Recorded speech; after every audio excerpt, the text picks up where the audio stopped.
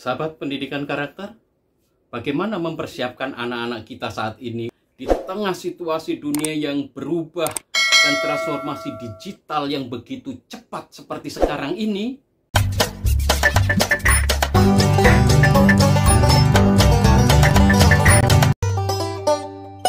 Baca buku apa?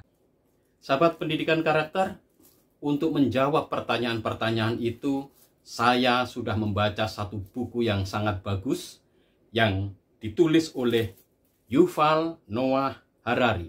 Judulnya 21 Lesson for 21st Century.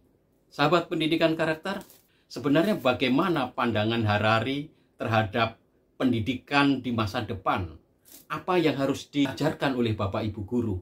Keterampilan-keterampilan apa yang dibutuhkan oleh anak-anak kita agar mereka bisa hidup di tahun 2045, 2050.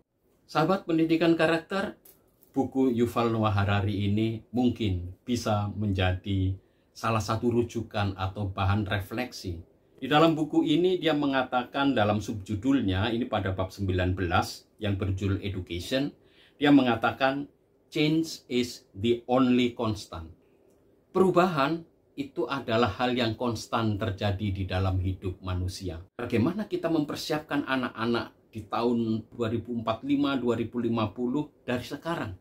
Di tengah dunia yang begitu cepat berubah, di tengah kemajuan transformasi digital yang begitu menyerembah ke seluruh hidup manusia, bahkan mendisrupsi banyak bidang kehidupan termasuk dunia pendidikan, apa yang perlu kita ajarkan pada anak-anak kita?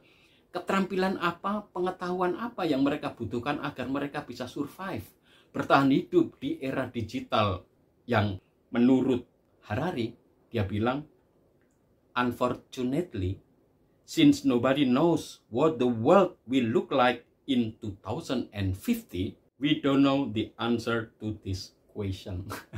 Jadi sahabat pendidikan karakter, kita tidak tahu apa yang akan terjadi karena manusia seringkali memprediksi masa depan secara tidak tepat dan kadang-kadang meleset.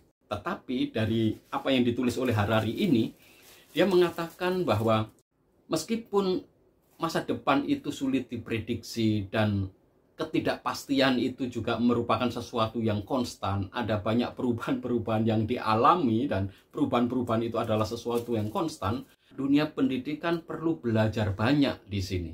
Apa yang diperlukan, keterampilan apa yang diperlukan ketika manusia hidup di dalam sebuah dunia yang banjir informasi, atau saya lebih suka menyebutnya tsunami informasi, di mana hanya dengan satu klik anak-anak kita sudah mengekspos atau bisa memperoleh informasi apa yang terjadi di dunia secara real time.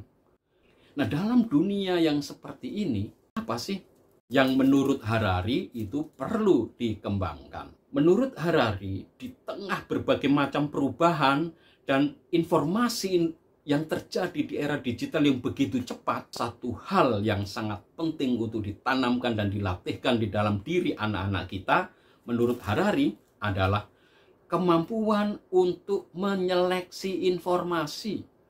Jadi anak-anak kita perlu diajari untuk membeda-bedakan mana informasi yang penting, mana informasi yang tidak penting. Itu yang pertama. Karena informasi apapun yang beredar itu nggak ada yang bisa menyensor. Bahkan Komdiji pun tidak mungkin menyensor semua informasi yang beredar di dunia maya. Satu-satunya hal yang bisa kita lakukan untuk membekali anak-anak kita agar mereka bisa survive di era digital yang membludak informasi, terjadi tsunami informasi di mana-mana, adalah memberi kemampuan pada mereka untuk bisa membedakan mana informasi yang penting dan mana informasi yang tidak penting atau informasi sampah. Yang kedua, setelah bisa membedakan mana informasi penting dan mana informasi yang tidak penting, Harari menganjurkan agar kita semua belajar untuk mulai merangkai, mengumpulkan serpi-serpi informasi yang tersebar ini menjadi suatu gambaran utuh tentang dunia di mana kita hidup. Jadi dengan belajar mencari informasi yang penting, meskipun itu hanya kecil atau parsial saja, tetapi ketika kita memiliki kemampuan untuk menggabung-gabungkan serpian-serpian informasi ini menjadi informasi yang utuh, maka kita membekali anak-anak kita dengan cara memandang dunia secara lebih baik, lebih utuh, dan lebih otentik. Karena itu Bapak Ibu guru juga perlu melatih anak-anak untuk memiliki kemampuan menemukan informasi-informasi yang bermakna. Jadi dia menyebutnya di sini to make sense of information. Membuat informasi-informasi itu bermakna bagi hidup anak-anak itu. Karena di tengah dunia yang membludak informasi seperti ini, mencari informasi yang bermakna dan bermanfaat bagi hidup kita tentu tidak mudah. Lalu yang berikutnya adalah karena keterampilan yang dibutuhkan di masa depan itu belum bisa diketahui dengan pasti, tetapi dengan hipotesis atau pengandaian bahwa dunia ini serba berubah secara cepat dan perubahan ini adalah sesuatu yang konstan, maka salah satu keterampilan yang perlu kita latihkan di dalam diri anak-anak kita menurut Harari adalah kemampuan untuk menghadapi perubahan. Dia mengatakan di sini, the ability to deal with the change. Kemampuan untuk mengelola perubahan atau menghadapi perubahan-perubahan. Setelah mampu mengalami dan mengelola perubahan, diperlukan juga kemampuan untuk selalu belajar hal-hal yang baru. Nah, ini yang sangat menarik. Sesuatu yang bermakna yang dipelajari itu tentu akan menambah pengetahuan, menambahkan pemahaman kita terhadap dunia, sehingga gambaran kita terhadap dunia itu menjadi lebih lengkap karena kita mau mempelajari sesuatu yang baru secara terus-menerus. Dalam situasi yang serba berubah cepat seperti ini, Harari menganjurkan bahwa anak-anak kita bekali dengan kemampuan untuk mampu menyeimbangkan keseimbangan mental kita di tengah dunia yang berubah. Dengan kata lain, Harari menganjurkan kita untuk merengkuh, menyambut perubahan-perubahan itu, supaya kita selalu merasa at home, merasa di rumah dengan situasi-situasi baru yang tidak familiar dalam situasi dunia yang serba berubah. Karena inilah yang sangat dibutuhkan anak-anak kita ke depan. Perubahan dunia begitu cepat, jelas membuat kita bisa terombang-ambing secara emosi. Maka kemampuan untuk menjaga keseimbangan emosi itu menjadi sangat penting. Kemampuan untuk menerima hal-hal yang baru, belajar hal-hal yang baru, ini perlu menjadi habit atau sikap hidup kita. Kalau tidak, ya kita pasti akan terlibas di tengah arus zaman.